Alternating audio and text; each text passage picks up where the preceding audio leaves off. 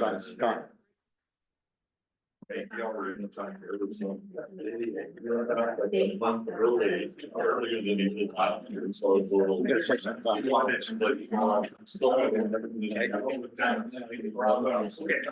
Yeah. Everyone can take their seat so we can start. Everybody, put your phones, your phasers and phones on stun. Okay, got it? Good.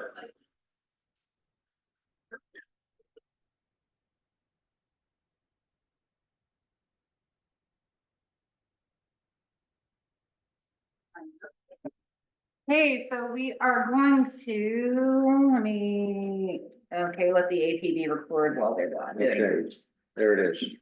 Okay, so we're going to call to order the meeting of the PRCAC for September 19th at 7 p.m.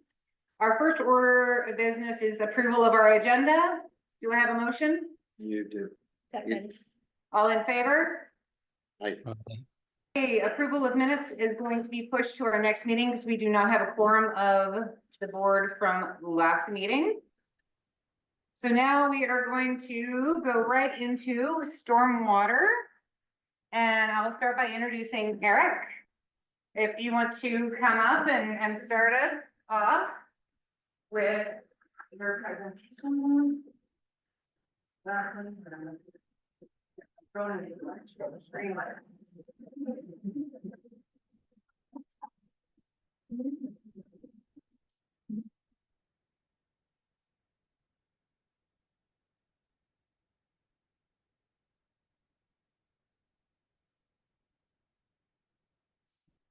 Seems to be working. The volume all right for everybody? It's quiet and loud? Okay, good number.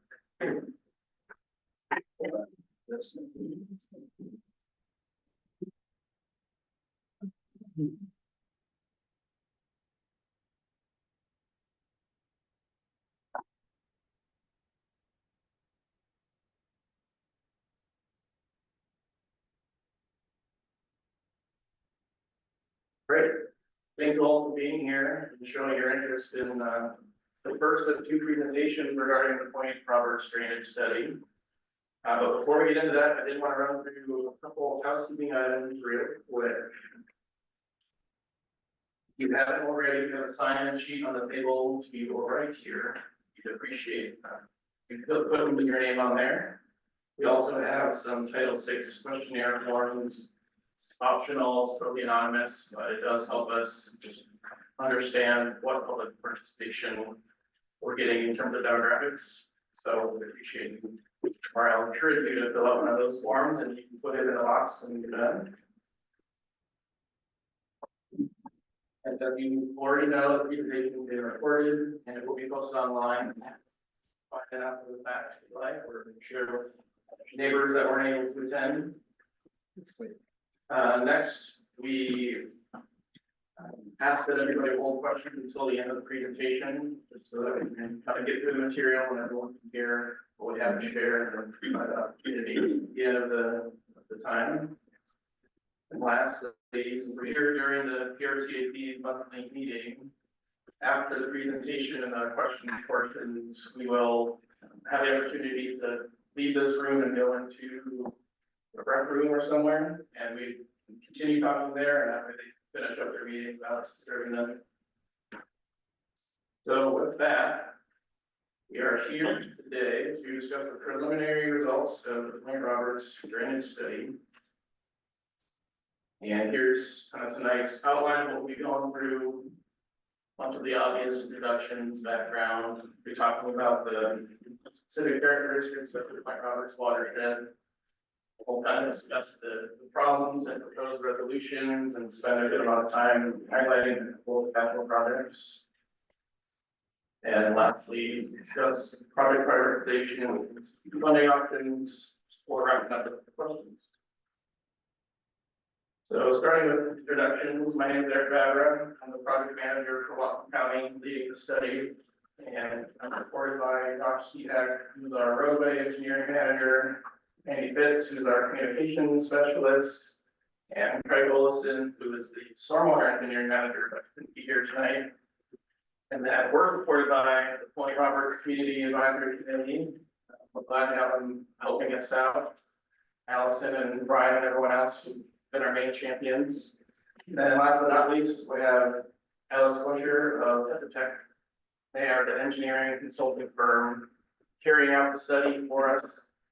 And they have a strong experience doing that for Whatcom County. They've conducted similar studies for other portions of within Whatcom County, such as Birch Bay and the Lake Whatcom watershed.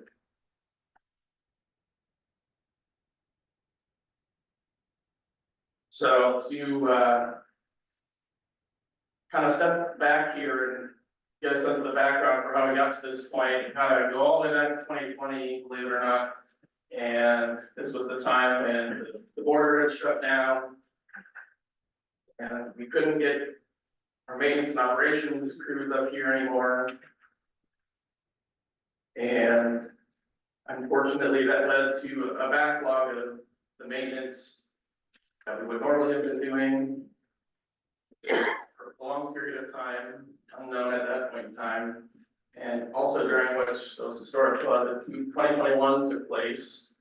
So that really highlighted some existing vulnerabilities in the drainage system, as well as, revealing to us some new ones that we weren't aware of.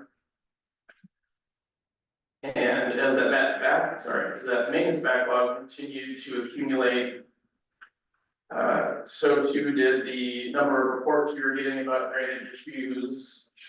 And they were further complicated by it not being obvious whether they were stemming from right-of-way versus non-right-of-way locations. It seemed that they were beyond typical routine maintenance. And that just challenged our ability to even address them, even if we had the ability to be up here with the maintenance crews.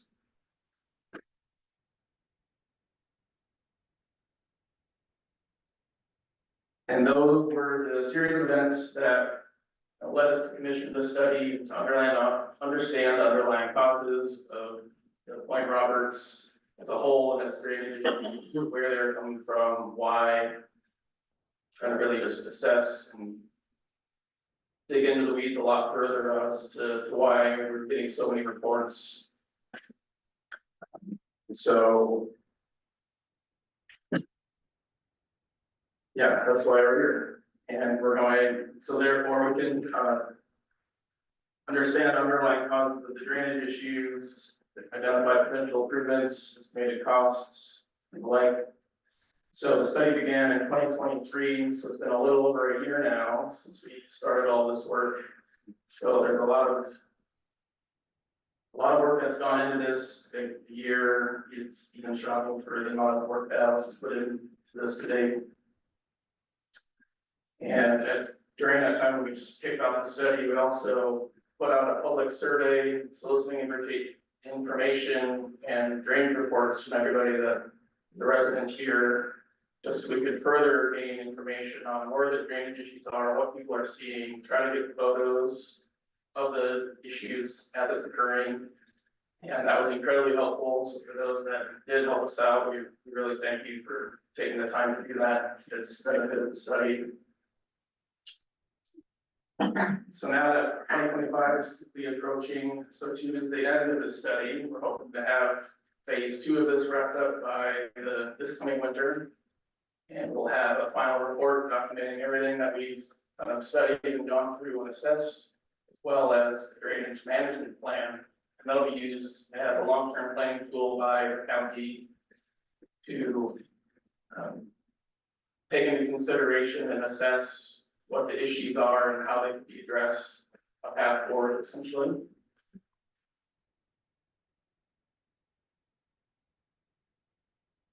So before Alex gets into what the purpose of the study is, I thought it'd be helpful to just quickly highlight what it is not, just to establish expectations or dispel any misunderstandings for what the intent of the study is.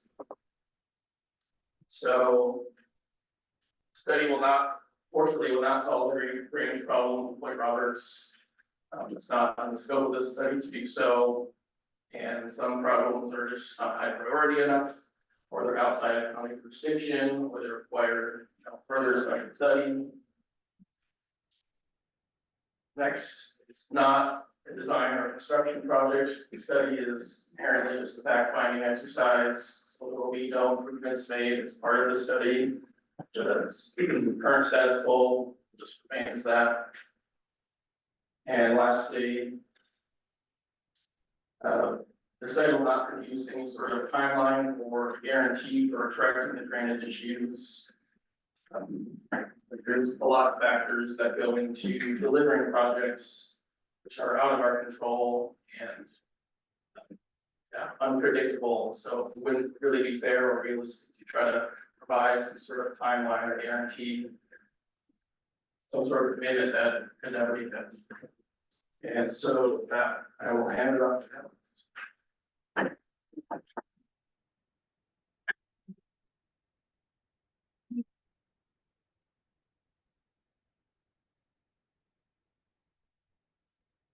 Sarah? Yep. Well, I'll take a little bit before I dig into these slides and introduce myself. My name is Alex Busher. I am a water resources engineer and project manager at PRCAC and engineering consultant contractor with Whatcom County to perform this drainage study. Tonight, I am going to be giving you an overview of the drainage study, what it is, what it intends to accomplish, and what kind nope, I'm repeating my sentence part of it. Later on in the presentation, I will also go over what kind of things we look at in this study to develop the drainage problems and the proposed resolutions. I would like to emphasize at this point that we are in the first presentation of two, and everything that I will be talking about is preliminary and still in progress. So what is a drainage study and why do we do them? Well, the drainage study in effect is a synthesis of a wide variety of disparate information to a single document that is used to inform and help plan public works projects or small works projects that cost sometimes quite a bit of money. You want to make sure that your investment has a good return.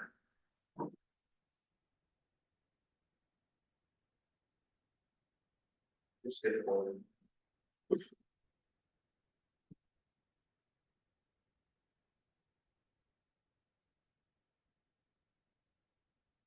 Ultimately, a study like this will result in a drainage management plan that documents proposed projects and how they should be implemented, provide recommendations to the county on how to plans. So when we do a study, we typically follow 5 standard steps. I'm going to take a little bit of time and walk you through each one. The first thing we do is we conduct a review of all of the information that already exists. We want to stand on the shoulders of what has come before rather than reinventing the wheel. For Point Roberts, we were able to review several previously conducted engineering studies and construction documents from previous public works projects. Many of these documents were provided to us by the PRCAC, so thank you so much for providing those. They've been invaluable. We also reviewed maintenance logs provided by Whatcom County along with your responses to the community survey. Those two things together provided the majority of the drainage problems that we identified, and this study would not be what it is without your inputs. Between the maintenance records and the survey responses, we were able to establish problem area hotspots where we have clusters of multiple people making complaints or documentation about the same issues. And we now have a record of these issues happening or reoccurring over multiple years. That gives us a lot of basis to actually say, okay, this is a real issue. It's not something being blown out of proportion. It's not something that resolved itself or was fixed in previous years and wasn't well documented.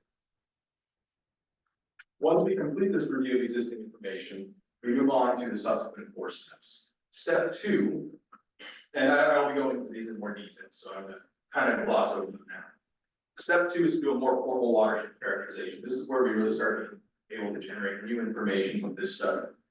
We look at the watershed hydrology, which for us is an investigation of how much rainwater turns into stormwater runoff during a given storm event. We also developed a stormwater system inventory that combines the results of boots on the ground surveying and existing map data to understand the drainage network that exists over the entire peninsula. Once we've evaluated the project hydrology and established the drainage network, we perform a hydraulic analysis, which is a physics-based estimation of where water goes, when it goes, and how it gets there. The results of these analyses provides us with the information that's necessary to not just identify where drainage problems occur, but what actually causes them. Step 3 is to identify those surface water problems based on the results of that previous work, regardless of how large or small they are. That said, we do often aggregate some small projects that are geographically close or share a root cause into a single project just for simplicity's sake. Otherwise, the maps back there are just completely red.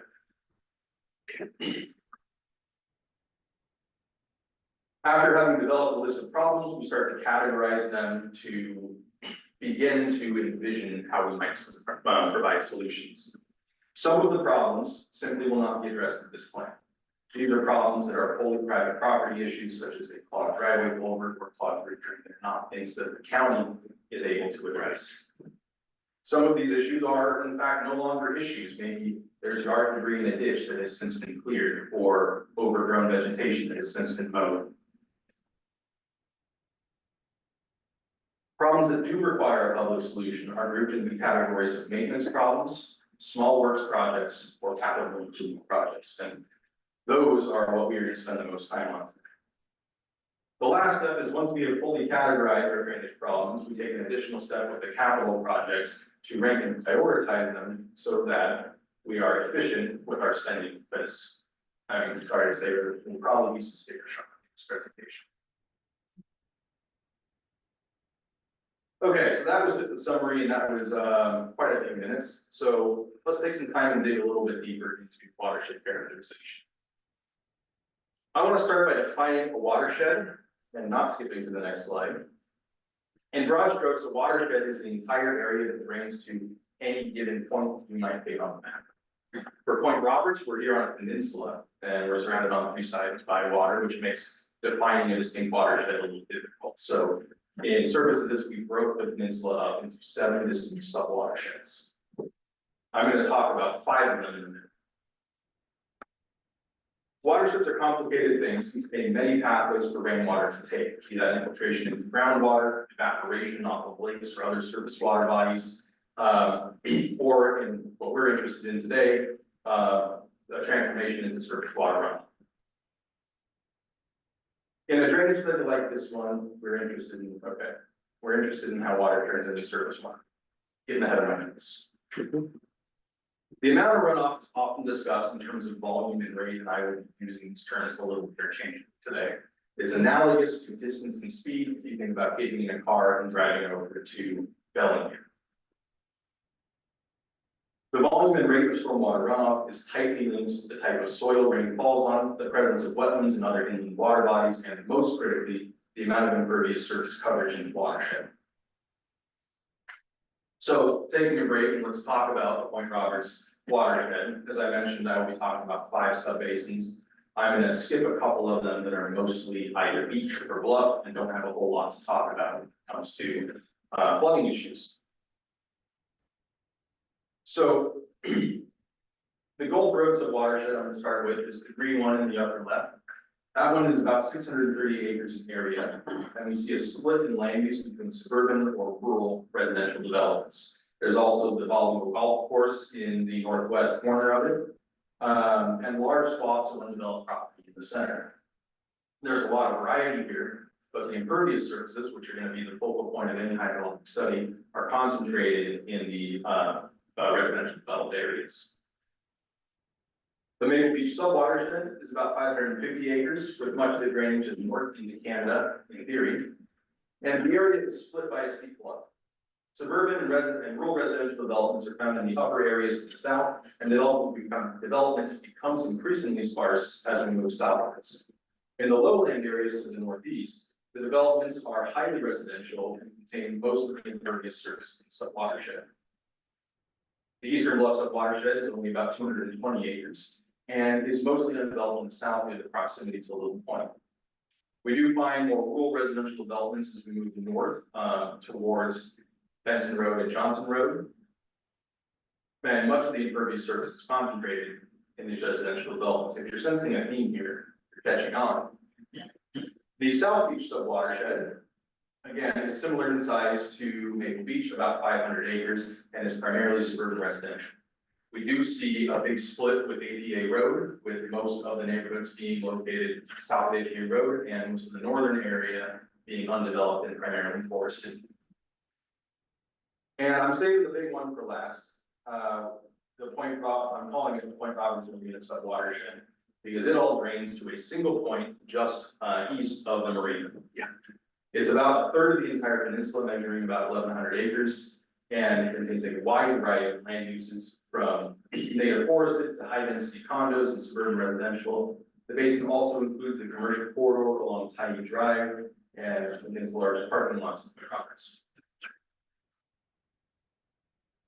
So I'm spending a lot of time on impervious surface because it is the single most important driver in the amount of stormwater runoff that gets into our ditch systems and we have to manage.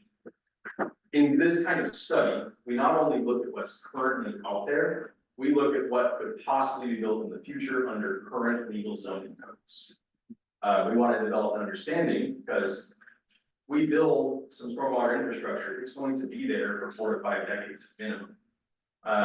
Driving around today, I've seen quite a few houses being built. Those are new roofs, new driveways, new impervious surfaces being added to a basin where they didn't exist prior. And we want to make sure that we are accounting for that when we suggest projects to Washington County, so that they don't become irrelevant in 10 years. Yeah.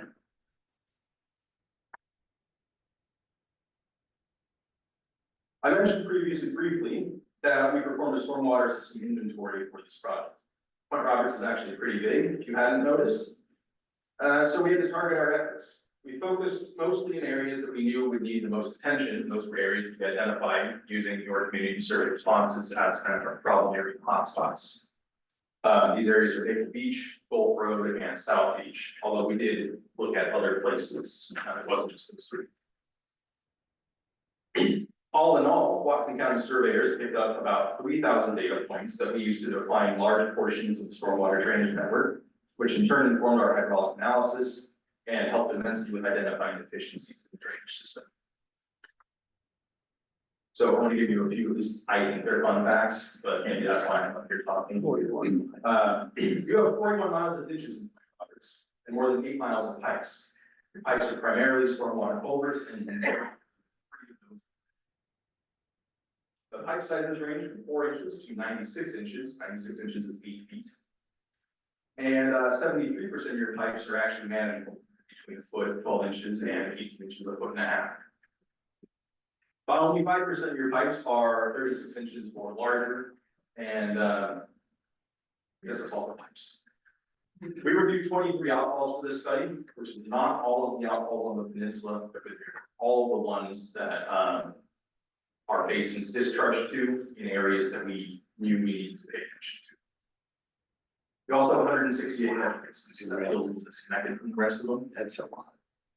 But it's a lot to maintain, right? What's a catch basin? A catch basin, if you were driving around on a road and you see a little metal grate, just on the curb line, it is a big concrete structure underground that we connect pipes to. It picks up the road runoff, puts it underground, and we take it to where it's gonna go in pipe. So I want to talk a little bit about my favorite part of these studies, which is that. Hopefully I don't put anyone to sleep. We've had quite a journey so far, and we haven't yet identified any problems, but this is the step that gets us there. Once we have assessed our watershed, figured out the quantity of water that is going to be generated as surface water runoff during a particular rainstorm, we look at a few different types of storms. We take that information, we plug it into a hydraulic model, which does a lot of calculations so that we don't have to. I wanted to do a quick example here. On the left, we are looking at a bird's eye view and a profile view of a system at the intersection of Marine Drive and Gulf Road. We had previously done engineering documentation here, thanks to Allison. And I color coded the pipes so you can easily see which one is which when you're looking at two different views. On the right, we have my hydraulic model, which is a recreation of the same system. What the one on the right tells us is we have that blue shading in the dark blue line. That is the water surface elevation during this particular storm event that I ran through. The good news is this was a large flood event, and this particular portion of the system handles it well. We don't have any water leaving the system, it's all contained within the pipes. Moving into this next bit, I'm going to talk about the figure first, because this is at the intersection of APA Road and South Beach Road. As you can see, we have a similar thing going on, except the water on the northern side of APA Road really gets up above the catch basin rim. That doesn't tell us how far it spreads out, it just tells us that it's flooding. That's what we need to know from this study. This is how, well, visually anyway, how we identify where we have flooding issues. Zooming in on this, I can also tell you, looking at this, the reason that that floods as much as it does is because you have a pretty dramatic change in slope from the upstream pipe to the downstream pipe. The downstream pipe being flatter.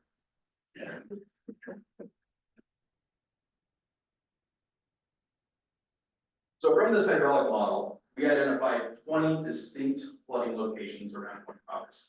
These are not individual catch basins or ditches that flood out. They are more regional areas where we have flooding that occurs. We have 8 distinct locations in Mayo Beach, 1 in South Beach, 6 in the Point Roberts Marina subwatershed, and 5 in the Gulf Coast subwatershed. The flooding predictions from the hydraulic model are generally aligned with the information that we received in maintenance logs and community responses to the survey. But we did find some new ones, and having that data to back up, that you guys provided us to back up our model, gives us a lot of confidence that the ones that this is predicting that we didn't know about are actually. The model also tells us that the vast majority of stormwater flooding in Point Roberts is caused by culverts, both publicly and privately owned, that are too small and or are poorly maintained. So let's dig into the actual drainage problems, the things that we're all here to talk about. Over the course of this study, we identified 89 distinct drainage problems. We first sorted these projects by their frequency, responsibility, and problem type. The problem frequency clarifies that if a problem occurs every time it rains, i.e. during a storm event, if it occurs all of the time, it's a chronic problem, or if it's just a one-off sort of thing that doesn't ever reoccur once it's happened. That is a single occurrence. The responsibility element gives us information about who needs to deal with it. Is it a public issue that's on Whatcom County shoulder? Is it a private issue that is between one or more property owners? Or is it some combination of both? Because not everything is particularly cut. And lastly, the problem type clarified helps us understand what's actually kind of the root cause going on here. Is it a drainage problem, whether it's due to undersized inventory or infrastructure that can't quite handle the flows they need to, or damaged infrastructure that should be able to, but can't because of the state that they're currently in? Yeah. We also look at if these are maintenance problems that can be resolved just by getting in there and cleaning something out. Or if it's something else entirely, and there's only 4 of those, so we call them other, so the broad category. So let's talk about those drainage problems in a little more detail, or the problem types, I should say. 69 of our 89 problems resulted from inadequate conveyance capacity, and 5 of them resulted from damaged infrastructure. 11 of our problems can be resolved with maintenance. Some of you might notice that only adds up to 85. The other 4 that I mentioned earlier require special studies because we just either can't handle it with this particular type of study, or we really don't have any evidence happening. So, digging into how we resolve these problems, unfortunately, 24 problems were removed from the list because they are fully private property problems. They are not things that Whatcom County has the jurisdiction to address. Of the remaining problems, 5 can be resolved with a little extra maintenance. 4 of the problems, as I mentioned, require special studies. These problems include performing a more detailed study of the Canadian water system in Maple Beach to better characterize the water exchanges that occur in Canadian water use practices. They include assessing the feasibility of installing a new stormwater outfall at the also at Maple Beach to help address the Canadian water use practices when backflow occurs into Point Roberts. We recommend geologic studies be performed at Lily Point and Cedar Point ravine to help distinguish what is a natural process associated with those bluffs and what is human caused or human exacerbated erosion from our stormwater systems. And lastly, we recommend a bathymetric survey, which is kind of getting the underwater geometry of the system in the detention system that's a little bit to the west of the marina in the low area down there. I've heard it called a few names, but it's on the microphone. That last one is especially, we aren't able to see underwater with this sort of study. And that system was constructed in the late 70s. We really don't know if it's filled in, if it still has the capacity that it was supposed to have to handle incoming storm flows, because it's only drained over time. So it's meant to store that extra volume until it could actually drain. So the remaining problems will be addressed with actual construction projects, or we are proposing they should be addressed with construction projects. 17 of these problems could be small works projects, which are small or simple enough that Whatcom County can perform them themselves without the use of any outside engineers and construction contractors. 39 of the problems are categorized as capital projects, which typically require larger and more complicated analysis and engineering efforts than small works projects. Those will be my focus for the rest of the talk. First, I'm quickly going to turn things back to the Eric. Talk about driveway improvements. I'm back. So quickly, we realized or noticed during the study, without even turning on the computer, that there were a lot of culverts that just hadn't been well maintained, whether they be driveway culverts or county-owned culverts.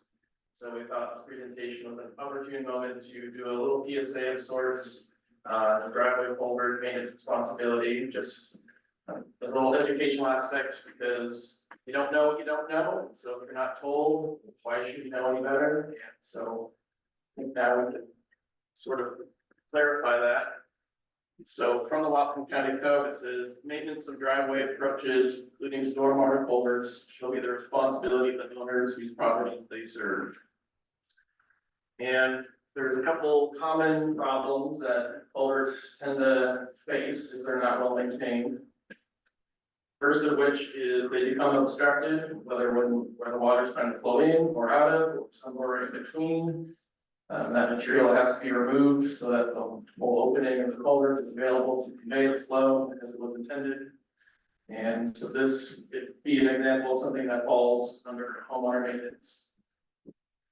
Another example would be an undersized or damaged culvert, and given its condition, it also is restricting flow or cause flooding, and in which case the most effective means for addressing that is to replace it or replace either with the same pipe size or larger. And the process for doing this, Whatcom County, is to have the contractor under behalf of the homeowner apply for what we call a revocable encroachment permit. That a lot of words that simply say that you're legally allowed to do work inside of the right of way. That's where your driveway accesses the street. It's your maintenance responsibility to have the driveway and repair the culvert, but it's and our legal property. And so after you get that permit, then you can take the steps of replacing or upsizing that culvert, whether it be your own hands or paying somebody else to do it. We have a whole page online that discusses this in more detail.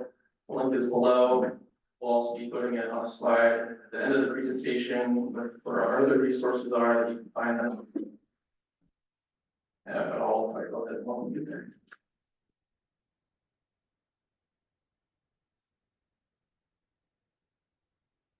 All right, well, let's talk a little more about the kind of capital projects we're gonna propose for this sort of drainage system.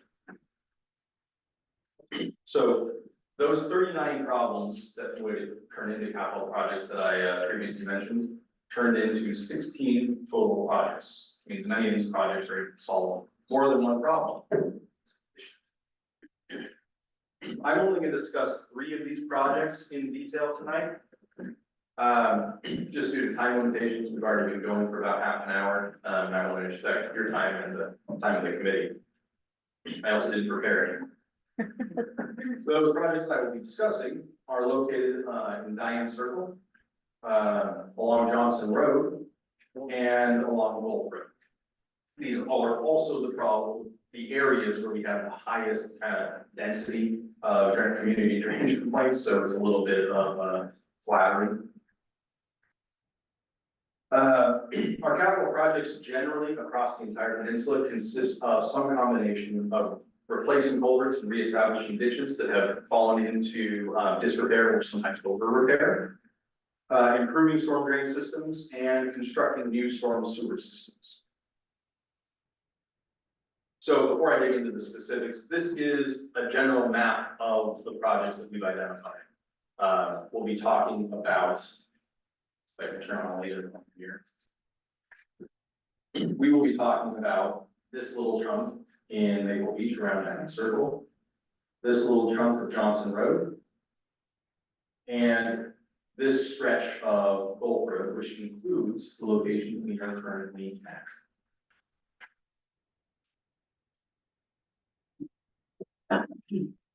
So let's dig into Diane Circle. Diane Circle has a few distinct flooding issues that contribute to widespread road flooding that happens just about every time it rains. The area is extremely flat, and flat topography provides little forgiveness to a gravity-driven drainage system.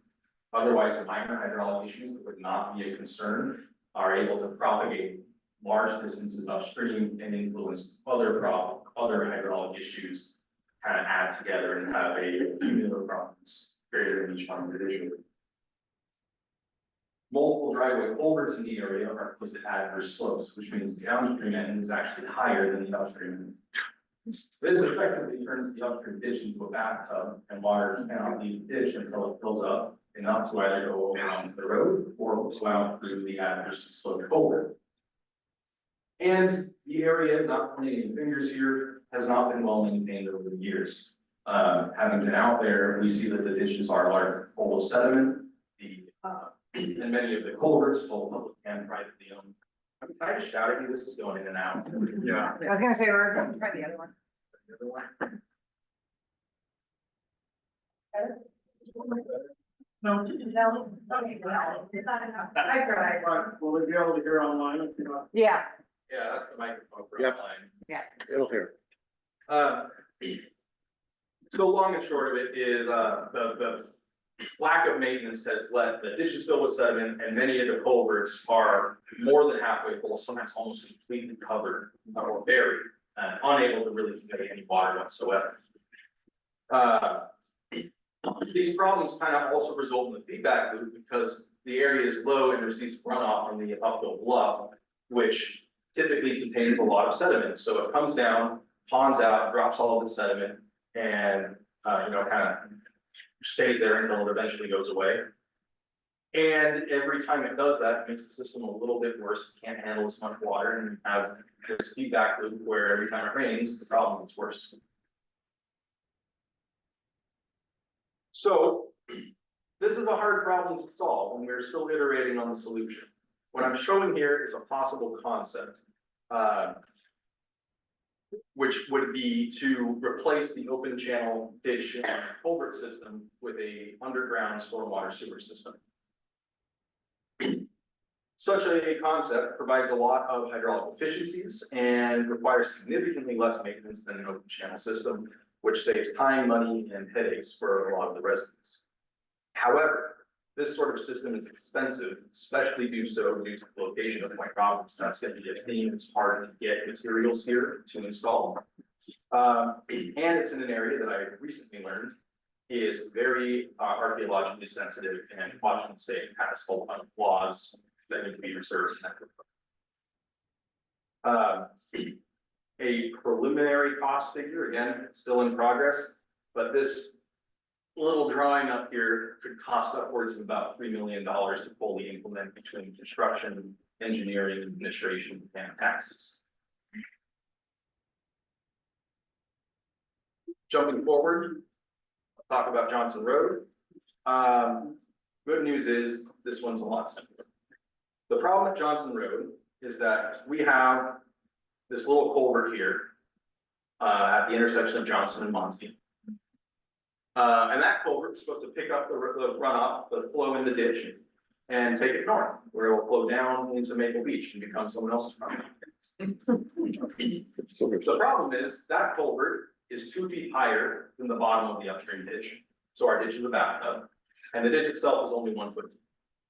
Which means that water will always fill up the ditch and flow north across Johnson Road before it engages with that culvert. And you need to have a foot of depth going across that road before the culvert starts to see flow through it.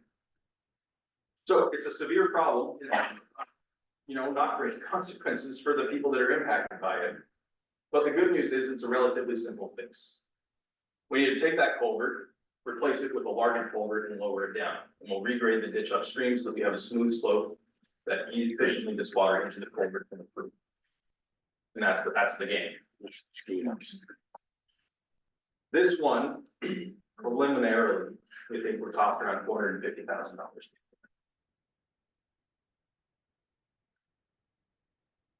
And the last one I will talk about tonight is Gulf Road, because I need to turn things back over to Washington County. The problem in Gulf Road is that we have widespread flooding that is both predicted by the hydraulic model and confirmed by a number of community responses. The flooding covers the entire road and it stretches the distance from about Julius Drive to not quite over to Tyee Drive. And coincidentally, or maybe not, is where this drainage system on Johnson Road is primarily an open ditch system with culverts. And it is, in fact, it is the density of these culverts, the number of them that are in such close proximity that creates the problem. Each culvert introduces a little bit of hydraulic inefficiency, and when they aggregate together and compound the effect, we end up with a system where water is unable to get into a culvert, even if the culvert is large enough to actually pass that water. That results in the ditches overtopping and flooding the road. The solution that I'm proposing here is to extend the storm sewer system that was constructed in the 1980s to the west of Julius Drive. Take that system and extend it east over to Tyee Drive. This is an area that will really benefit from putting pipes underground.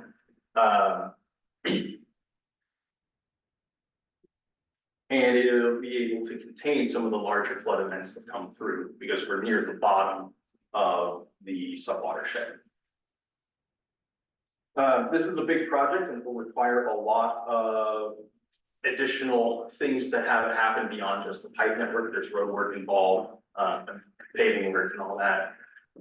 And the preliminary figure that we're coming up with here is also upwards of about $3 million.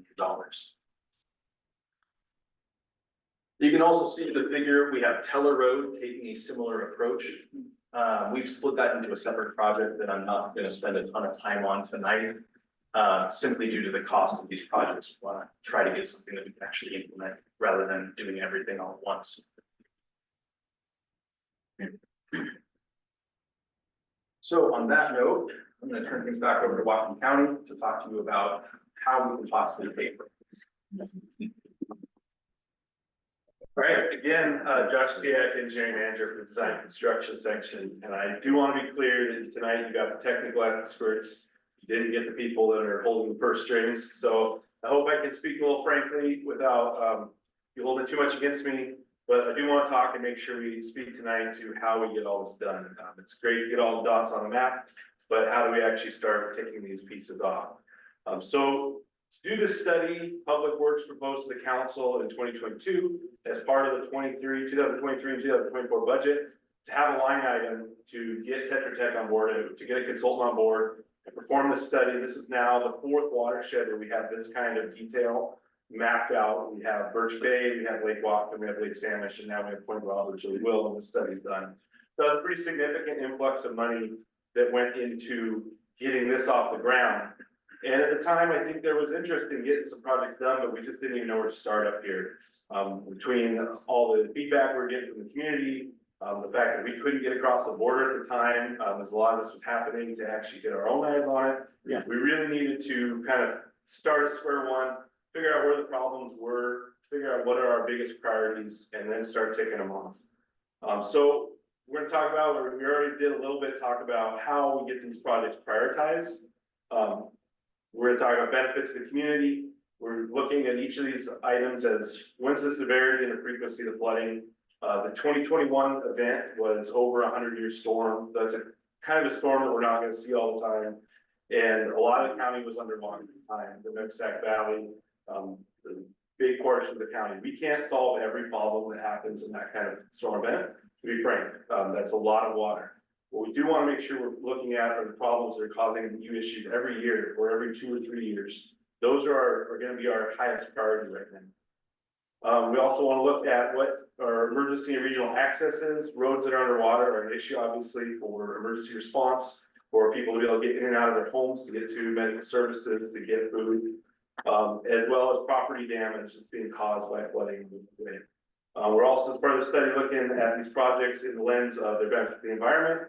So clearly where we have large bits of standing water, and a whole community that's on septic systems, that's an issue. As well as making sure that we're not moving more mud and sediment downstream and causing issues in wetlands and other areas. And then we're also prioritizing these projects by how easy they are to implement. So permit complexity of the project that's putting in lots of culverts and pipes in a very sensitive cultural area is going to be a little bit more difficult and take more lead time to get off the ground than something that's more maintenance focused or a smaller project. We also made areas need property or easements. We'll have to negotiate with property owners to get the proper rights to work there. Coordination with other projects and agencies, that could be Fish and Wildlife, that could also be Canada, as we deal with some of these problems and the flows back and forth across the border. And then, of course, cost, which is on everybody's mind. So to get these projects constructed, they have to get basically added to our larger scope of projects we have going all through the county. So right now, the stormwater infrastructure here in Point Roberts is similar to other areas in our county. That's to say that there's a lot of areas that aren't getting any work done right now in capital improvements. So they have to fit in somewhere in there. And the problems we're seeing up here in certain areas are pretty consistent with what we're seeing elsewhere. When we do see emergency projects that are posing an imminent risk to public safety or private property, there are funding sources for that. FEMA was our big one that helped out improvements after the 2021 flood. And so there are some ways we can do that. What the big pot of money is at Whatcom County that everybody wants a piece of is the road fund. That's the fund that I manage. That's the fund that in part paid for this study to be done. The road fund also has very specific ways that it can be spent. The road fund can only pay for work on the roadway, in the roadway right of way. We can't go spending roadway money to solve problems on private property. And the other big deal with the road fund is while everybody is looking at it, it does have limited funding. So in the current 6-year transportation plan, I'm already making recommendations to council to push pavers further in the future to balance the budget. We're slowing down on repairing landslides and other things to make sure that our income into Whatcom County is matching what we're actually spending. And then just another highlight here, as Eric mentioned, a lot of the things we're seeing up here are also due to private driveway culverts. So we just want to emphasize, we can't solve those. Driveway culverts are the responsibility of the private property owner.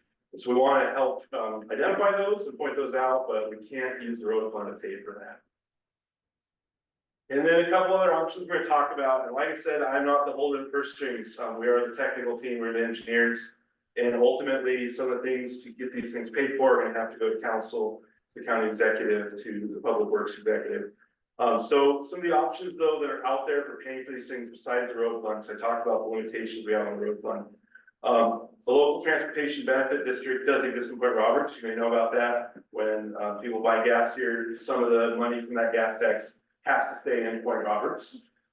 So there's funding available to that, through that to do projects. That's a limited fund. That's not gonna pay for everything up here. That's one way that we can get some of these projects ticked off. There may be state and federal grants available for specific projects, especially if they have water quality implications. That's a more likely ability to get grant funding. And then the most effective way to increase funding that we are using in Washington County right now is to create a utility district for stormwater to generate revenue. So I'm not somebody who can speak to the merits or whether or not the community should do this, but there are currently two utility benefit districts in Washington County. One is in Birch Bay, where it's referred to as BB Warm, or a long acronym is spelled out there on the slide. If you own a property named BB Warm or in the Birch Bay watershed, you have a yearly fee on your property that goes into something that can only be spent on stormwater management. And many of the projects that are spent or that are used that fund actually go directly to benefiting private property, not the road system. So an example of that is they go out and replace tide gates because big portions of Birch Bay at high tide, rain event, the water backwaters the system and communities flood out. The road's not underwater, but people's properties are. We cannot use the road fund to fight that because the road is not underwater. There's no problem for the road user. But this fund can go and put in tide gates or replace failing tide gates in the watershed to help the people that live there. So this is a really flexible way. It's obviously, as you're hearing this, you're saying, I don't want any taxes. And like I said, I'm not going to speak tonight to the pros or cons of doing that anymore. I've already done, but that's another option that's out there that's being utilized other places in the county. And we will be back a little bit later to talk more details about each of these projects, and that would be probably a better time to talk about these options. But if you want to talk more with me about those afterwards, I will be available.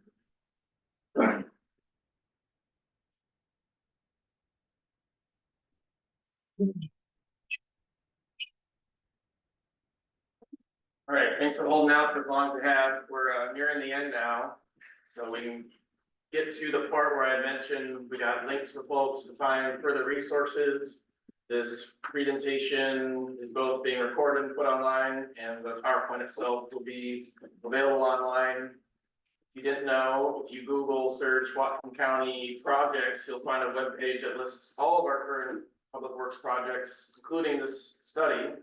You'll be able to find all of the links there, including the presentation. And then at the bottom there, just highlighting again that phase 2 will have another presentation. Tentatively this coming winter, we'll have the final report done at that point. It as says well as winter the, 25, is that next year? well, I guess I would say Yeah. January 2025 would be winter. Okay. So in the next less than 6 months, put it that way. So coming up here. And we'll have the drainage management plan completed at that time as well. So, thank you. Thank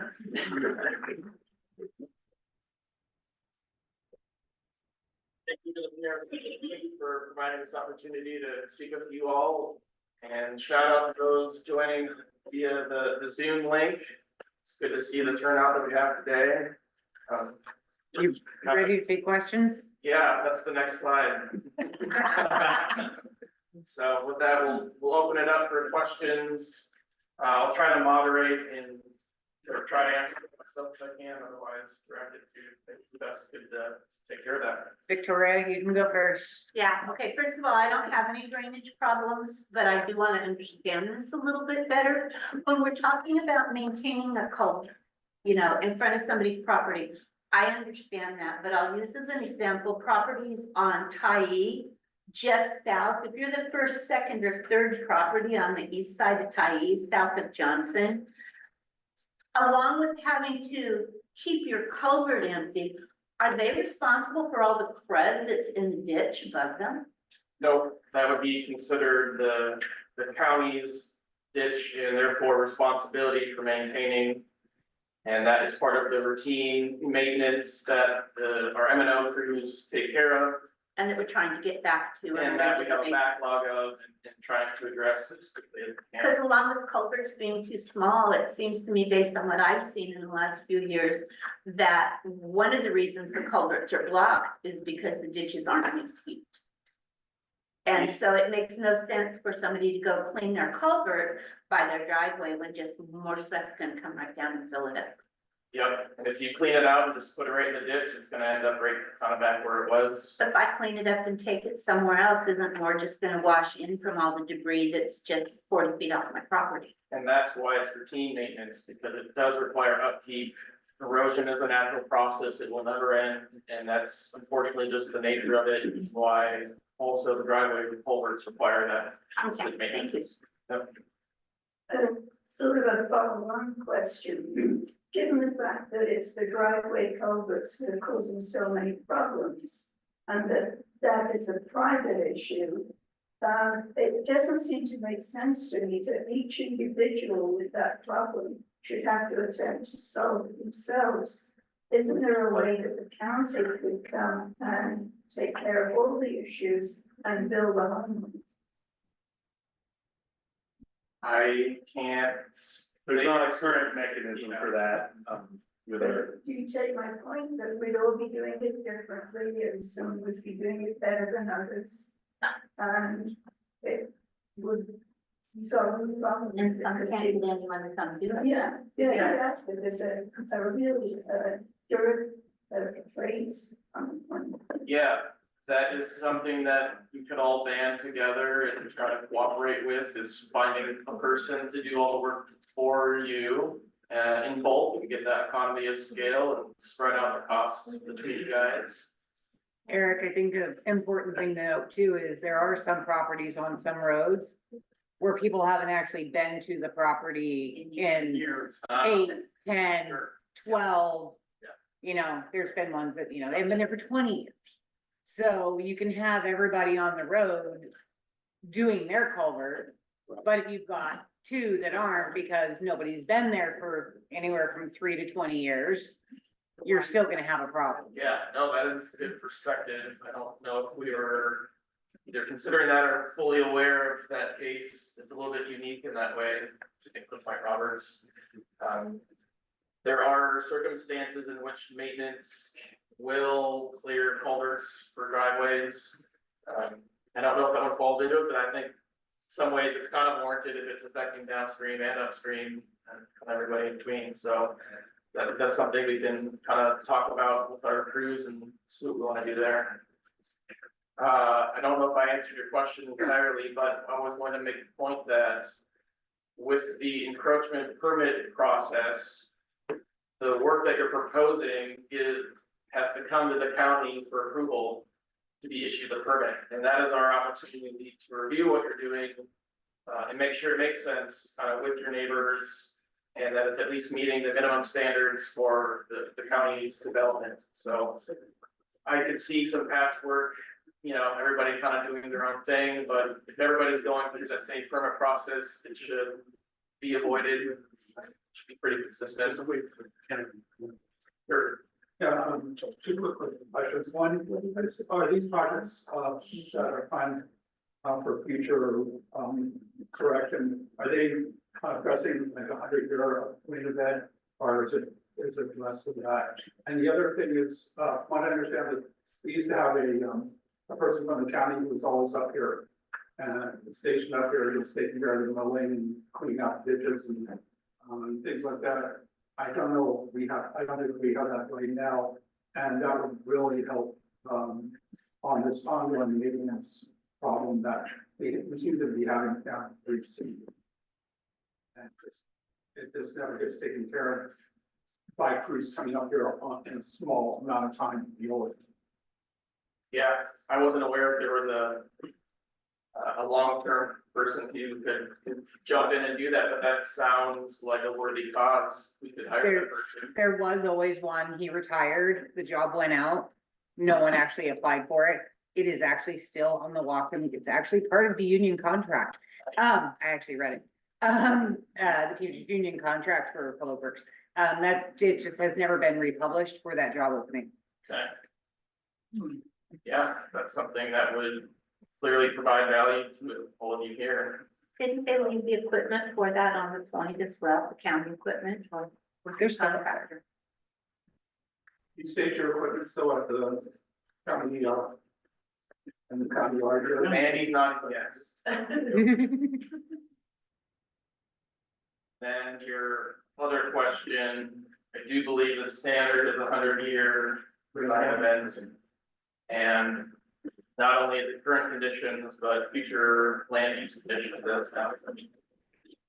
It's, A bit of a follow on question around the maintenance. If the ditches are the county, that's not capital, that's operational. What kind of commitment do you have to the operational budget each year to maintain the ditches here in the Point Roberts? And how, if you're monitoring the success of that, how successful have you been?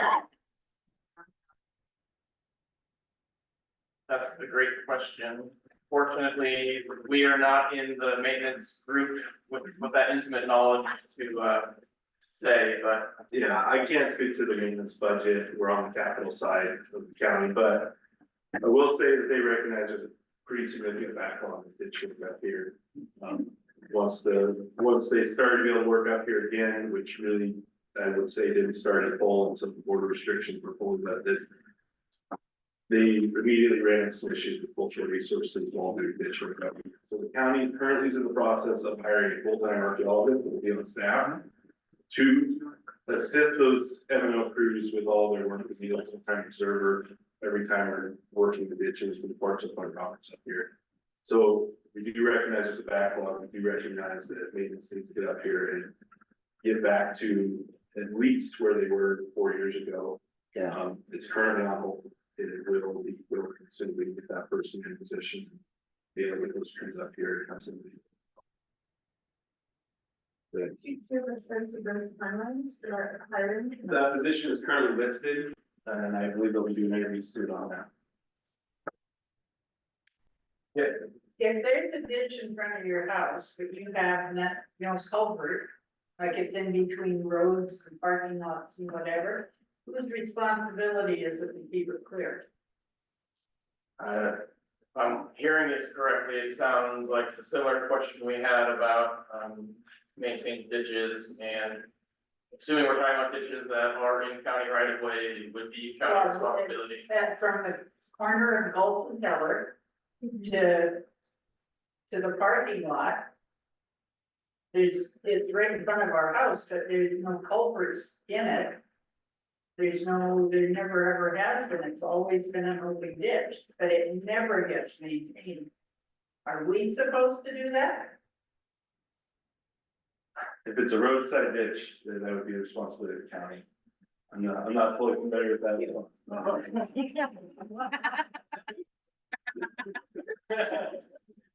Can I have your phone now?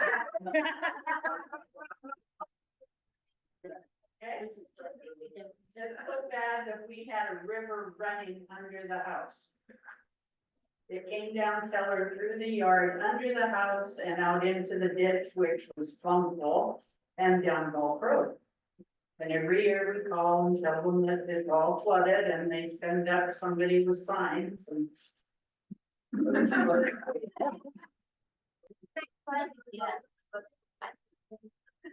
It's just sad in some places. It's mainly because the culverts are too small, I think, and too high. The ditches are lower than the culverts are. Yeah. You see Wouldn't that it a be lot of cheaper in places. the long run just to clean it? Oh, Yeah, get rid of the ditch. That was one of the capital projects that Alex highlighted. It seems to me it'd be way cheaper. I've only lived there for about. So if you want to fill up the ditch, they were drain pipe and connect it to the rest, let's say, who's paying for that? I'm gonna say no comment on that. Yes. Do you know if there have been situations where there's been discussion of moving operational budget over to capital projects? Like it's not easy and efficient for you guys to get up here and do the maintenance and all the rest of that, then maybe some of that operational budget could be displaced for capital projects like this. Sure, I'm not privy to those conversations, but my feeling is it wouldn't be as efficient sense of how the money is spent. If it comes to the capital side, it's typically we hire a contractor, and they're gonna cost more than if it was just our maintenance crew doing that type of work. I will warn you, the capital is not always a better choice up here or anywhere in the county, but specifically the last project we did up here was the Maple Beach seawall repair. And we had to go out for bid 3 times, and even after the 3rd time, I only got 1 bid on it that was well above what we originally thought we had to do that. So getting a contractor that wants to work up here that has a full crew that's allowed to cross the border even can be a challenge. What about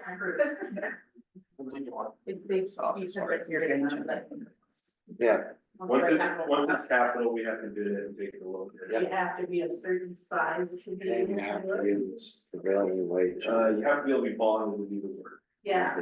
So I was one problem that Whatcom County keeps making is we have multiple construction companies here. There's lots of them. You put it out to bid in the newspaper of record for Whatcom County is the Bellingham Herald. Guess what we don't get in Point Roberts? We don't get the Bellingham Herald. There's been multiple projects here that have been done, and contractors I know who do this type of work went, we didn't know there was a project, and they're based here. They have the machines here. Whatcom County has a system called Notify Me, where you can sign up. Well, many of you might be signed up for this product specifically, where we send you email and text alerts. The open bids have a Notify Me. So if you anybody wants to sign up to be notified when bids are open, you can register your email and your phone number with that, and it'll send you a message. But that would be a good thing that Whatcom County should put out too. Hey, put it in the All Point Bulletin, looking for local contractors in Point Roberts, please sign up for Notify Me. So that when we have projects go out, I'll use something as an example. A septic tank got replaced up at the transfer station. They paid a company from Bellingham to come up here. We have 3 O&M guys who live in Point Roberts. None of them knew about it. So they had to pay for somebody to go from Bellingham to Point Roberts and back to Bellingham and Bellingham to Point Roberts, when it could have just been done locally.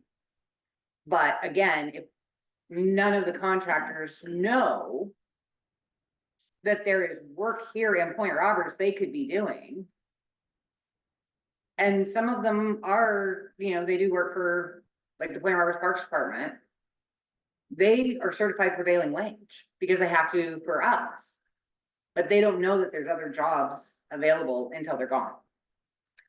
Is there a way that the county can get a hold of the hardware store here and put it through the hardware store? Because most of the contractors who are licensed have a list of what they do at the hardware store.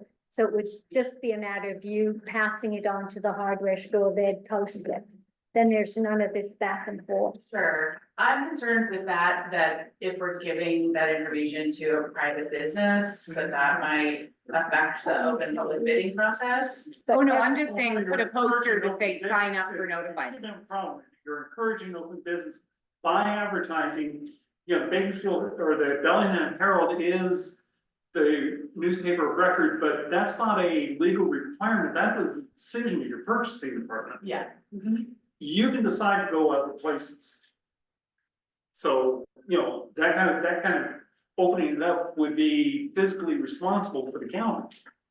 Yeah. You'd save money. Or put it in our paper, the Old Point Bulletin. Sure. No, this is. Your points are well taken, and we'll give that feedback to the finance department, but that's not something that Public Works specifically. Yeah. does. No, Is there a restriction on who can sign up for Notify Me? No. You can sign up with anybody that has an email address or phone number. And where is it on your website? It's on the main page. If you go to, I think it's like either stay informed or get connected or something from the main homepage, which is whatcomcounty.us. And then it'll take you to the notify me system, and there is, And that's what it's called, notify me? yeah, it's called notify me, and there's probably 100 options of things you can sign up for. So if you want to get on, I think even maybe the Point Roberts Committee has calendar, email, or the project itself, I would encourage you to sign up for. There is an option, the Point Roberts Drainage Study Project, but there are a lot of needs. Just to make sure, that's gonna notify you of everything that we're talking about. No, You can limit it to this. exactly, that's what I'm talking about. There are like, 100 is an exaggeration, but there's at least probably 60 different options, and then you just sign up for the ones you care about and you ignore the rest. Because otherwise it's a lot of spam. Yeah. Do we have any questions for full hybrids? That's- Let me see if I can get it to open a bigger video. I'm not seeing any hands raised. Sure. There was a repair down the road and they brought in chip seal. They said, well, we can only bring so much up, but it's, and I understand that's the problem, getting anything in here. But also we have the ability to have Canadian trucks bring in concrete, to bring in sand, to bring in gravel. When you did your estimate, did you assume that stuff was going to come across the Canadian border or come up from the mainland? We made a more general assumption to fairly generically, put in a cost factor for working in Point Roberts. During any sort of design stage, whether it's conceptual or, really digging into the details, we are not able to, define for the contractor where they sort their materials. If the contractor who ended up doing the construction decided to import that material from the United States, they have to figure out how to get it here. If they decide to import it from Canada, then maybe that's easier, but then they have to do a metric system. Stuff. Yeah, just going back to the wording of, is that the people who are here are very good at the charging material in Canada that's allowed across the border and also understand it's not allowed across the border. Yeah, all the time.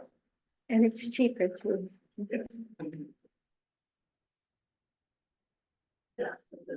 So I think, well, first of all, I want to say thank you for actually coming and visiting us. It's really nice coming up people from the county who come and interact with us and get to know trees of the name. So thank you. So in January, we get the terminal report from the PRCAC, is that right? Yeah, at the beginning of the month, but just a scene, yeah. Winter 2025, okay. And then what actually happens at the county when that report comes in? Again, then we have to figure out how we pay for the projects, and the maintenance projects are gonna be easier to tick off. The projects that cost over $1 million, because we've got to prioritize it and list. And you're not just going up against what's the biggest deal in Point Roberts, is the whole county. And so, But what are all the years we haven't had in this? so as I mentioned, you've got the technical experts tonight, you can grill us on money, but we ultimately are not quite the right people for But that. you're not back. Baby. We do make recommendations to council about where the money should be spent. I'm part of that process. But they ultimately hold the purse strings, and I cannot commit to saying we're gonna come up and do $5 million of work in the next 5 years in Point Roberts. That's out of my hand. So the next step is we can actually take this to council, and I think that you will find that council's interested in putting some money into Point Roberts. But without the study, without doing the groundwork, we didn't even know where to point that money and how big these projects are. And so this should be the groundwork that can then inform those conversations. So if we wanted to, contribute comments or perspective or have some influence with the folks that are not you guys, that do control the purse strings, how do we go about doing that? I would say that probably the PRCAC is the best way to get your voice heard for council. That's me as an engineer making that recommendation, not as a council member or legislator, so I'll be careful with that, but I think that you guys have a voice through the PRCAC. And I'd recommend using these meetings as a way to organize and get that message through. I was gonna say, that's how we got here, was when everything was flooding and everybody came, and we had lots of meetings and people were sending me pictures. we actually went to the county, I think it was try number 3, that we actually, were able to get the budget for it. Councilmember Ellenboss, met with me. He was a great proponent. He worked with Public Works and, you know, said, hey, give me a budget amendment. Public Works put the budget amendment in front of Whatcom County Council, then worked with all the other council members. It got approved, you know, so that's how we got here. But it was by the community coming here, and we had meeting after meeting. And, you know, I sent copies of those meetings to the council members, met with Ben Ellenboss. And we actually, you know, we do have that support through county council. But they're just not gonna randomly say, oh, well, here's $3 million. They needed to know what was, you know. Yeah, no, I just appreciate that, I mean, you guys have finite bandwidth, right? I mean, you're volunteers, there's only a finite number of you, and it's a lot of work that you do. It's not just this, it's a million other projects too, right? So I guess.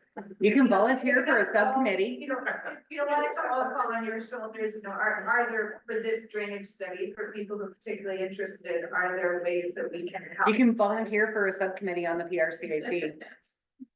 And, you know, we're happy to have people want to be part of subcommittees, so it's not, you know, myself and Brian or myself and, Yeah. and Bill trucking out in the pouring rain with Public Works.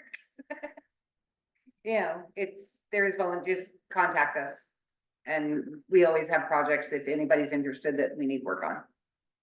Yep, and I'll add, just the cliche, reach out to your local representatives, reach out to the council members. If they're not hearing from the public, then they don't necessarily know what the priorities are.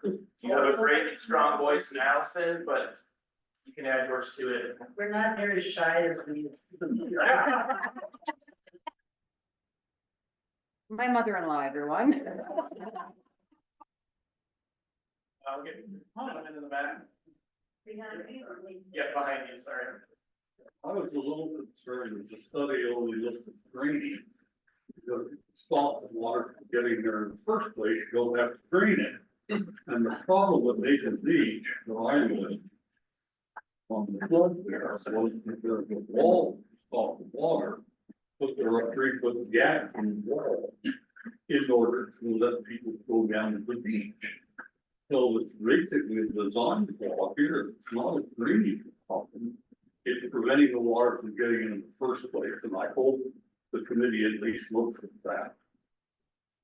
We're talking about the flood wall inhibiting surface runoff from leaving the neighborhood.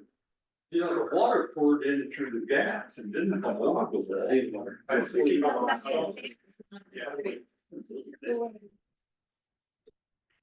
Because there's a stairway that the storm surge goes through. Yes, gotcha, yeah.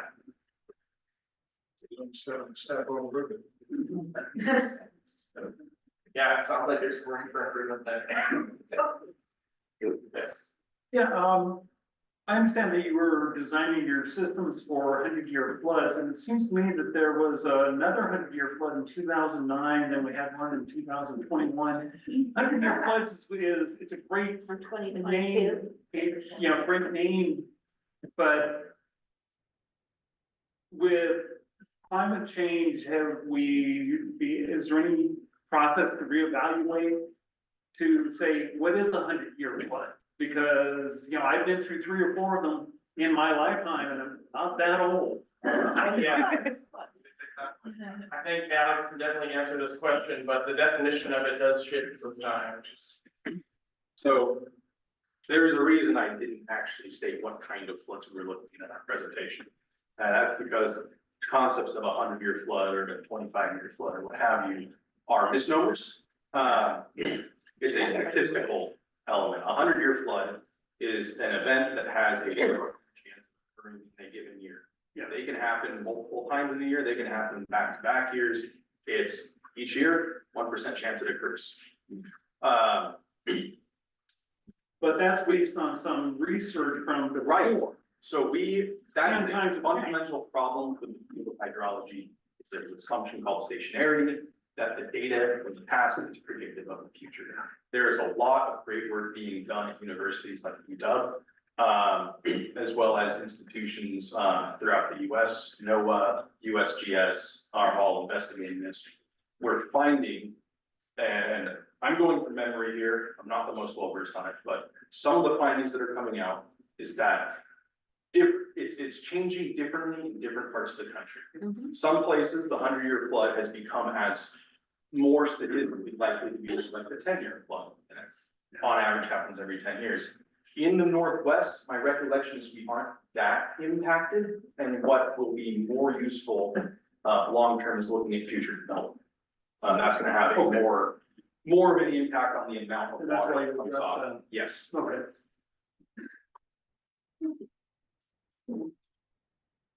Sure.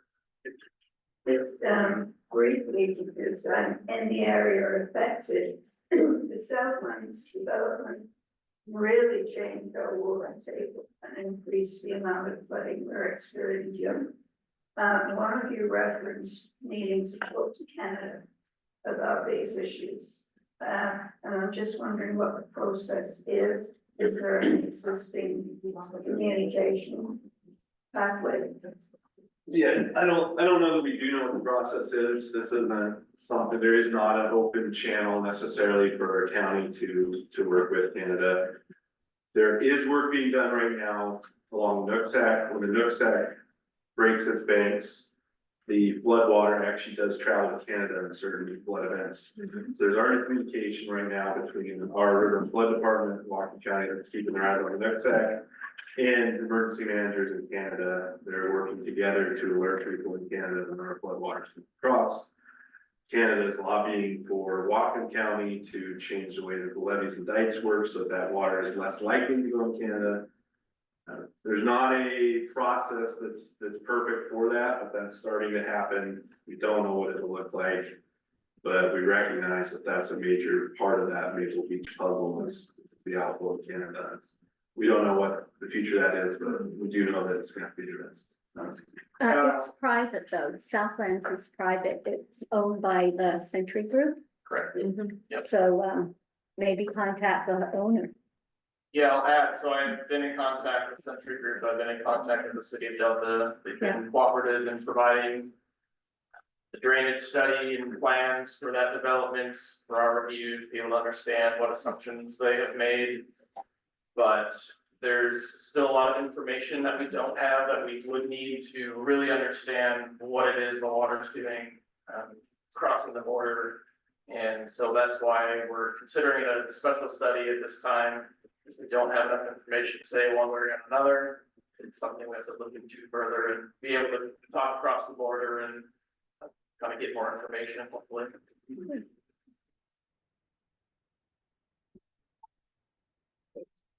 Not looking for a blood commit and not withstanding the need to hire the archaeologists.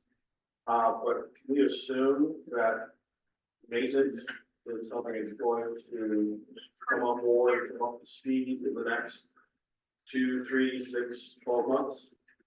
Or does that require additional budget?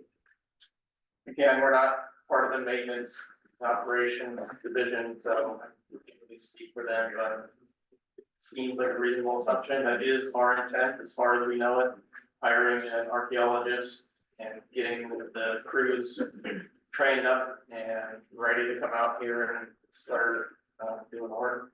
So the ones that you call out as requiring maintenance, are they being, is maintenance being alerted to those, or what's the plan?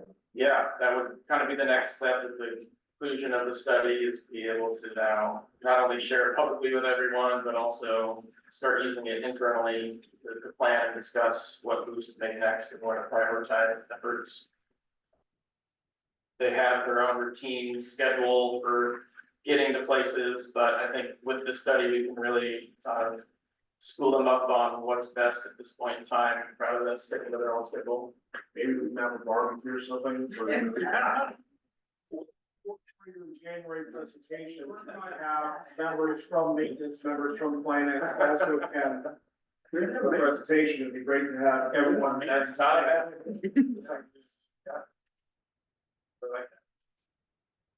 Sure.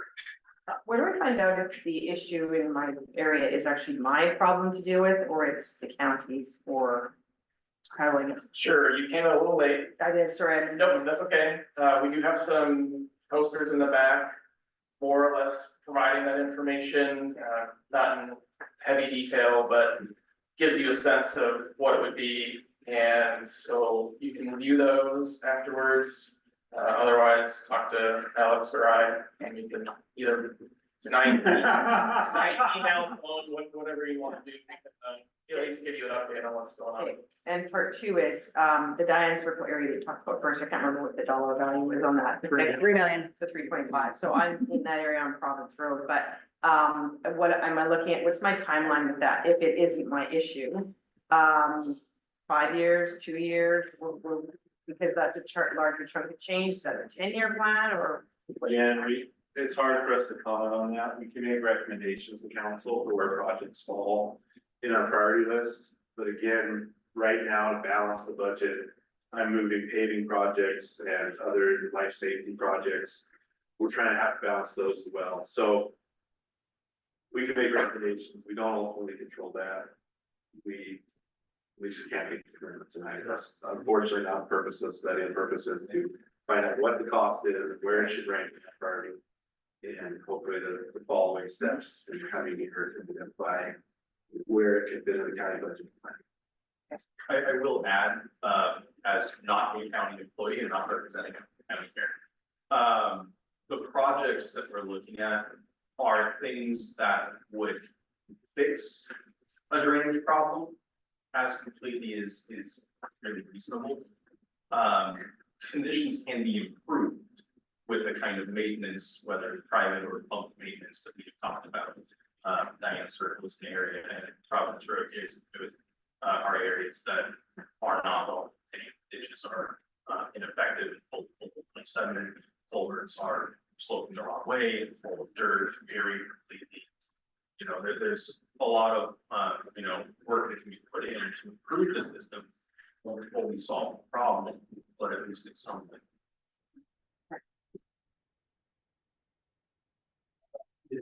Thank you. Thanks.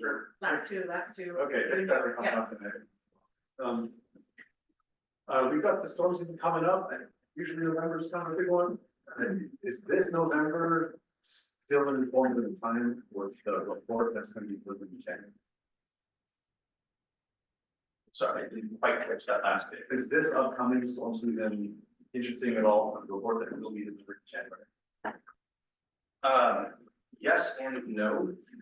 In terms of how we do the analysis, the upcoming storm system isn't in data set yet that we look at, because it hasn't happened. When storm events, we have to look in retrospect. We cannot be proactive in this sense. When storm events happen that exceed the events time for, we make them move that. I'll give you an example. I'm working on a few projects for different parts of Washington County and Rich Bay. We are now designing those projects to handle the storm happening in 2021, which is about 30% larger than a 1% probability event in 100 years.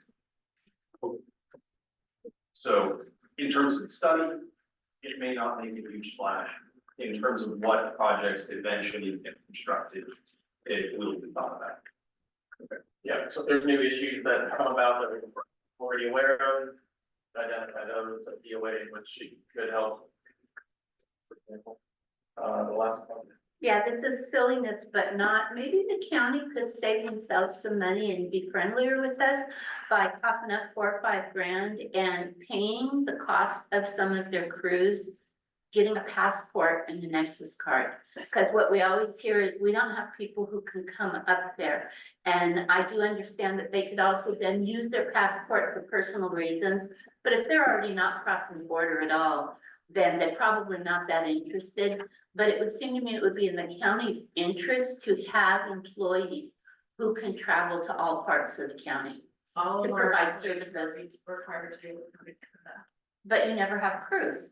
And what we hear is we don't have any crews that can come there. People can't cross the border and get to you. And it's not now that the border is open, that shouldn't be an issue. It's probably more of a time constraint personnel issue than an actual access personnel issue, Well, but that's where Nexus might come in, yeah. We can use the Nexus lane. if your crews have Nexus. Or do they let you have it anyways because you're public servants? Yeah, that is my understanding, is we have been provided an opportunity that maintenance and operations crews, we added to a list of people that are kind of given that Thank you. opportunity to, they're not waiting. When entering. Yeah, oh, okay, when entering the US. One going back home, When got it. coming into Point Roberts. not They'll be just necessarily- like the UPS and the postal service, they've got to go through commercial link or whatever it is you have to do. Yeah. Yeah, okay. That works. All right, thanks so much. For those interested, we'll be. Thank you guys for coming and putting up with us. We actually were fairly well behaved tonight. Yeah. Even me. That's That's new office.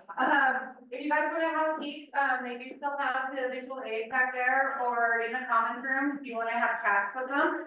We're just gonna finish up our meeting. We have to discuss a conditional use permit for the Grand River Transit Station very quickly, but then you guys will be able to come back in. Get to the right. Okay. They got it. Giving maintenance people up here might be a conflict with. So, maintenance people having volunteers, they, what are your plans? Because I want to ask that. What is the plan for the catch-up? What is the plan? Yeah, I think I'll see if they'll come up to the next one. To come up with the next one. They will, thank you. I'll see if they'll come with the next one. Careful. I'm just knocking my team down, you know. Hey, Bill, we gotta finish that. No, I gotta just stand up. for a second. Okay. I'll stand up. Okay. I'm stiff like an old. I'll never get one. If we can go to the other room so we can finish. Or just be. Well, no, I've gotta do the CUP. I gotta do the conditional use permit that everybody's being let. Yeah, you can go to the other room if you want, it doesn't matter. Okay. I'll come. It's usually they're allowed by right. Okay, can we go to the other room? We're not talking.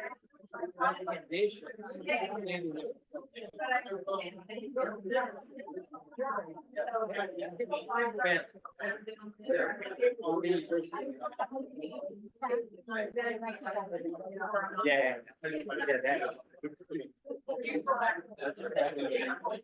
Everyone, if you can go to the other room, now speak so we can finish our meeting.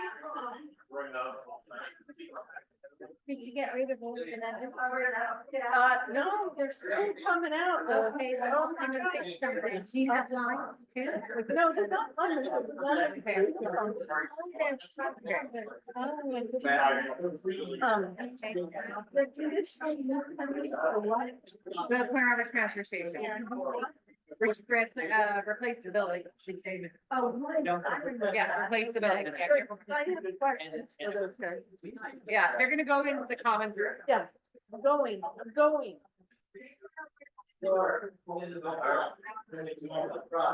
I've never eaten them. Okay.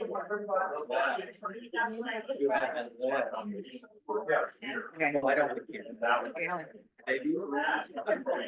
No, That's what it comes to. Guys, please. Can you either go into the other room or be quiet? That's fine. I'm trying to do my thing. Thank you.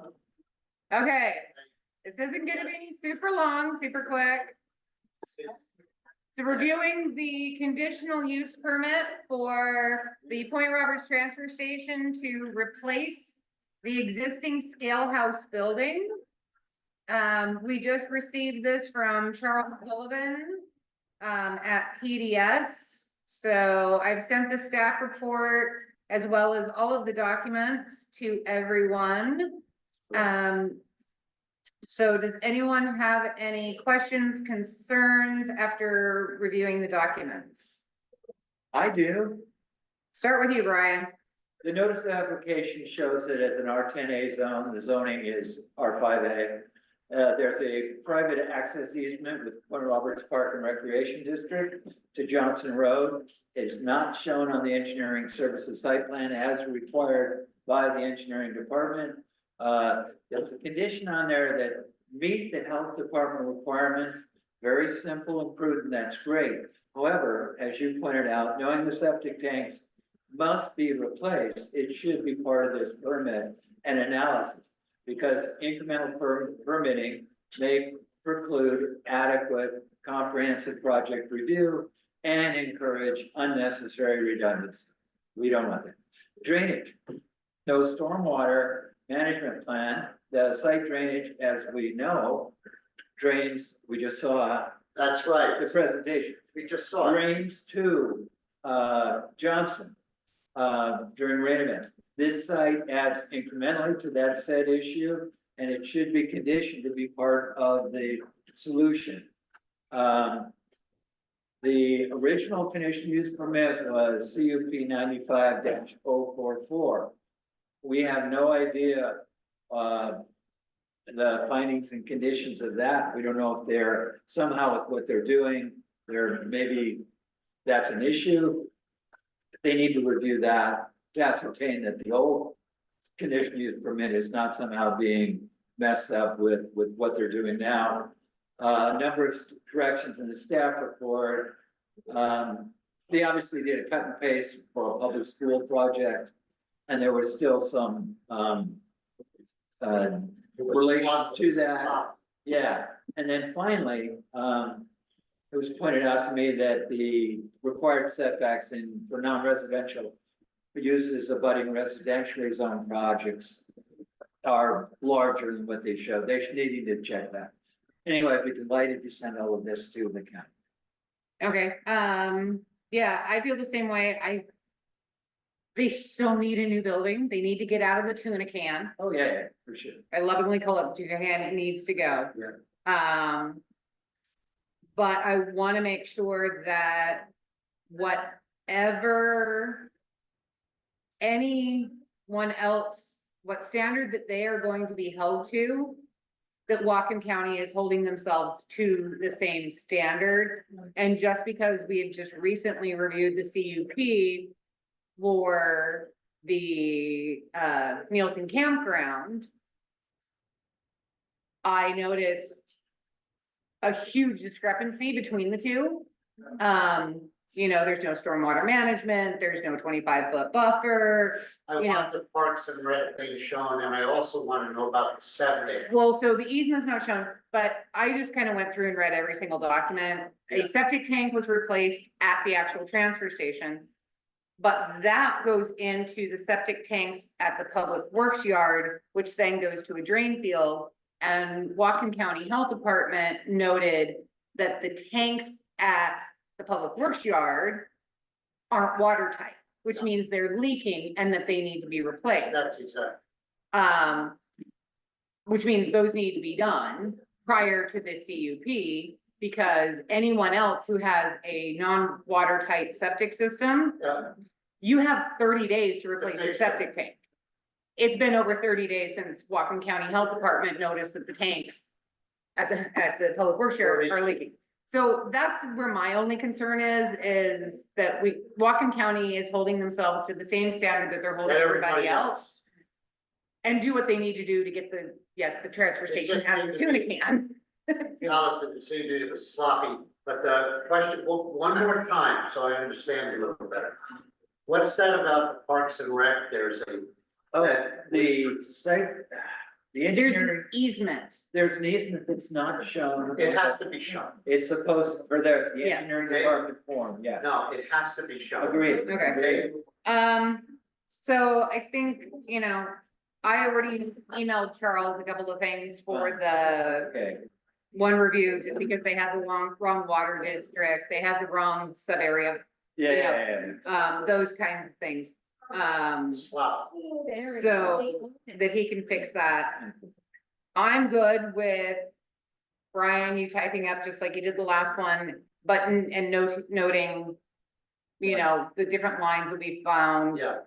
Do you, the stormwater and such. do you want me to copy the health department? Yes.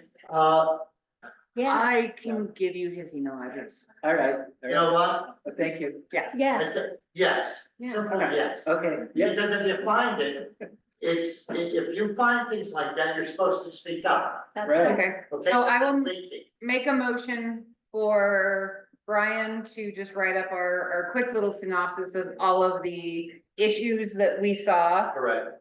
And he will send that to Charles, as well as, Whatcom County, Health department. Health Department, which would be Ed, who is the one, who is the reviewer. Do I have a second? Second, All in favor? aye. Awesome. Okay, Welcome to speaking up. so what do we have still? Okay, we have a second public comment. seeing now. Yeah. Anybody have anything for our second public comment? It's been a long night. Hand raised out there. Anybody online? Anybody online with a hand raised? Seeing none, I'd like to Seeing make a motion to adjourn. You're making a motion to Second. adjourn. Second, all in favor? Oh, hang on. Aye. Oh, Got the campground, that's what we. Nope. No, okay. Aye. Okay, let's adjourn then. I want to say thank you to everybody who showed up online. There's still a bunch of people in person. But thank you, everybody, for coming in. As soon as PRCAC is back in town, this will be posted to our YouTube Yes. channel, so that anybody wants to rewatch it, they can rewatch it or send it to That's for that. anybody. Thank you for that. PRCAC, By the weekend.